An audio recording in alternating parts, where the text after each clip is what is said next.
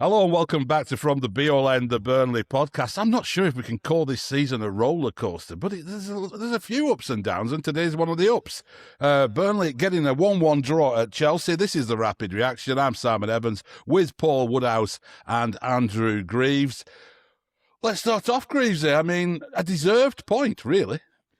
Yeah, I mean, I text our group after the Chelsea goal saying game over because I genuinely thought, as did the commentators that on the feed I was watching, that Chelsea were just going to then steamroller us. But like you say, a deserved point. We didn't roll over.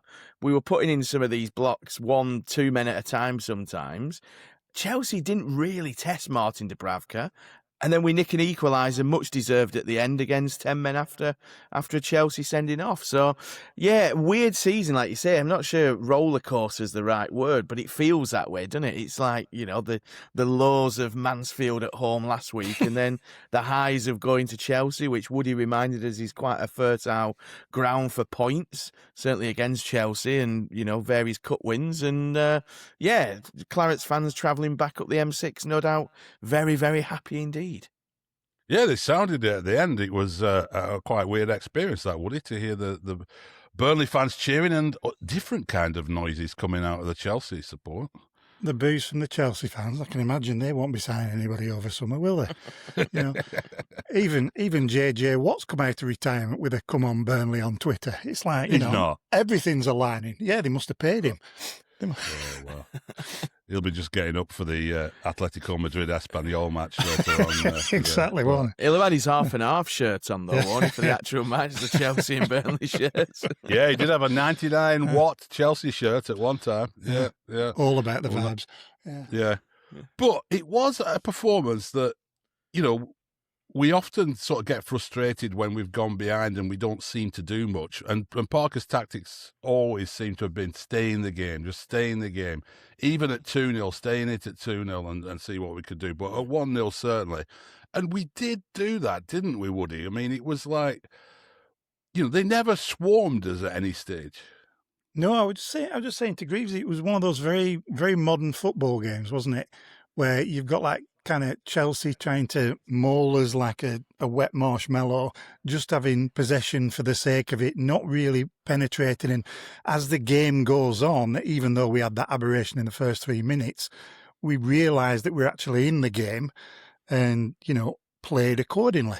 And the longer it went on, the more you thought, well, we could get something out of it, even though chances were at a premium either. Dubravka didn't have anything to do, really, of any note. And they fluffed the lines a couple of times, but I thought we defended more than admirably. I thought Worrell was immense for most of the afternoon. And had we done that in the first 3 minutes, we might have nicked all 3 points. Well, and if JBL had put that header away at the end, we might have nicked all 3 points as well. But, I mean, Greavesy, there were some, you know, moments where you thought the referee's not been very kind to us here. And the one that stuck out to me is that Flemming one where he's turned away and he's on his way, goal bound, and two hand push in the back from, I can't remember who it was. Towson, I think it was it? Yeah. Yeah. I mean, I have to say, if I have to hear Lee Hendry say the word "coming together" in his Brummie accent one more time, I'm going to start throwing stuff out of a window.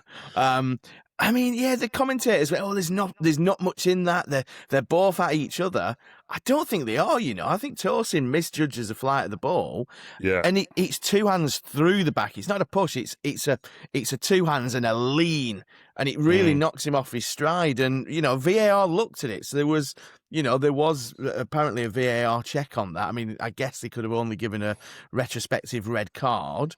But yeah, I mean, the referee, we know he's new. I think he's only got kind of just into double figures for Premier League games. Spent a lot of this season in the Championship and League One.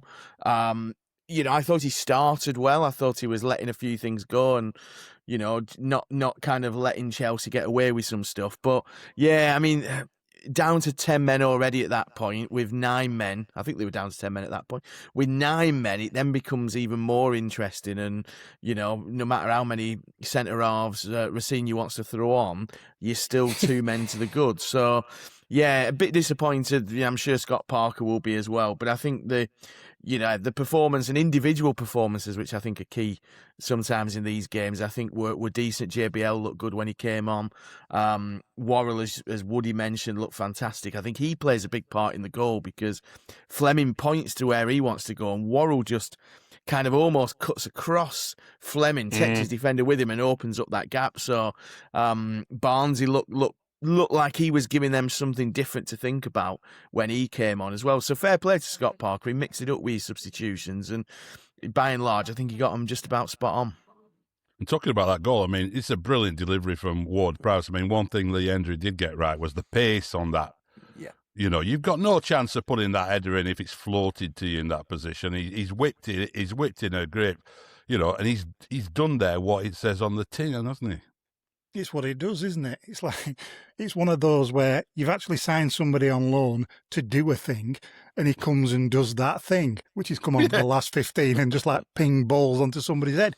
And he did it twice. JBL's arguably was an easier header than, the first one, but they were both lovely little moves. You'd say, give our set-piece coach a raise, but the thing is, if you've got somebody like James Ward-Prowse who can put it on a sixpence, it doesn't really matter, does it? And away from that, I mean, there were moments, Greavesy, where I was looking at Ward-Prowse and he's bringing the ball, carrying the ball forward, which we haven't really seen our midfielders do a lot of. Their default seems to be to, lay it off and move and that way. He's bringing the ball out. I had to take a second glance at one point. I thought, is Jack Cork back on the field there? Because it had that feel about it, didn't it? Yeah, very Jack Cork-like, as you say, the way he moves the ball and moves with the ball.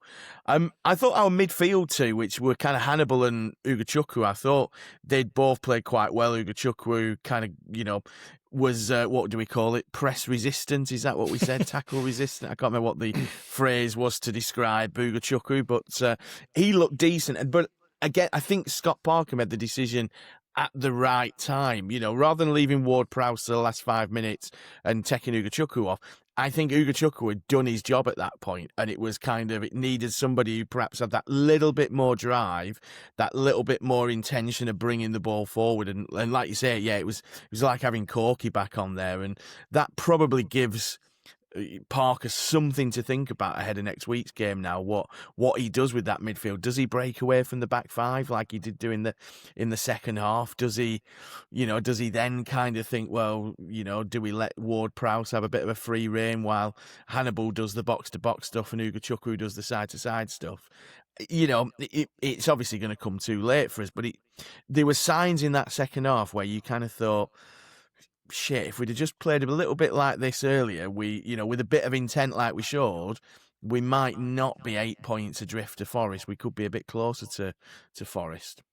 I mean, that's a frustration, isn't it, Woody? When you look at the results, recent results against big teams, United, Liverpool, Tottenham, even early in the season, those really early in the season games against Liverpool and United where we were lost by an odd goal, and I was ready to put Chelsea into that category of decent performance lost by the odd goal to a top team. No, we've got a point there. You look at those performances, and if we do end up as we expect at the end of the season, looking at it from the Championship and going, well, we weren't outclassed in that division. People talk about the gulf between the Premier League and the Championship, and there is obviously, but it's not the big teams that have proven to be our undoing this season. No, we've turned up against the big teams, pretty much, haven't we? And we've more than given them a game. Like you said, it's been the minnows, apart from obviously Sunderland and Leeds at home. But when we've gone to their place, we've been pretty abject, haven't we? At places where we should have been getting a result. And maybe that's psychological as much as anything. You are definitely the underdogs when you're going to Liverpool, you're going to Chelsea, etc. You're not necessarily expecting anything. And then when you have to go to West Ham and it's a bit more of a 6-pointer, that puts a little bit more, concrete in your boots, doesn't it? Yeah, I don't know what is it you think, Greaves? Is it psychological, or is it the fact that we get more of the ball against those lower teams and we're not as effective when we've got a lot of possession? And we showed at Palace goals on the break and goal at set piece today. I mean, what do you reckon it is? I think it is about intent. I think for all kind of we're praising Scott Parker today, he has been at fault for the way he set teams up. But 2-0 down against West Ham, far too passive. We saw it last season, didn't we, in some championship games where we were too passive. I thought the Liverpool game might be the turning point, given the 9-0 that he suffered there. It felt like him going there and getting a point on the back of, I think we'd already drawn with United at that point, or maybe Spurs at that point. You almost then think kind of, well, that's the monkey off Scott Parker's back. He's gone to Liverpool, he's exercised the ghost. Now he's going to take the handbrake off. The problem is that just a couple of weeks later, you then lose at home to West Ham, and you kind of go, well, nothing's changed. He's not learning from that. So maybe it's him kind of taking the handbrake off a little bit, little by little, and it's just coming too late for him. It's coming too late for him to save this season. Because again, I was saying to somebody earlier on WhatsApp, we've got the players to compete. Of course, we're not good enough in individual moments. Parker always says that, fine margins, individual moments, etc., etc. Every manager will say that.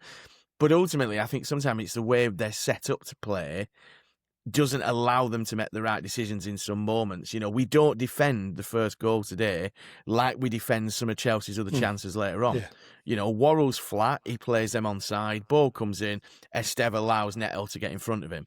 There's not that busting of guts, risking injury almost, like we saw them do at 1-0 down later on in the first half and early in the second half. And I think that's the thing, we're slow starters first and second half. That was there right at the start of the season, wasn't it? Spurs and opening game and everything. Yeah, it's true. But one thing that's certainly the case, I think, look, there's lots of Burnley fans out there who would like to see a change of manager for next season. I don't think it's going to happen, but there's arguments for and against that. But I think that performance today and the performance at Palace do indicate to me, at least, Woody, and that the idea he's lost the dressing room seems a bit ridiculous. I mean, the players are playing for him, aren't they? Well, obviously, yes.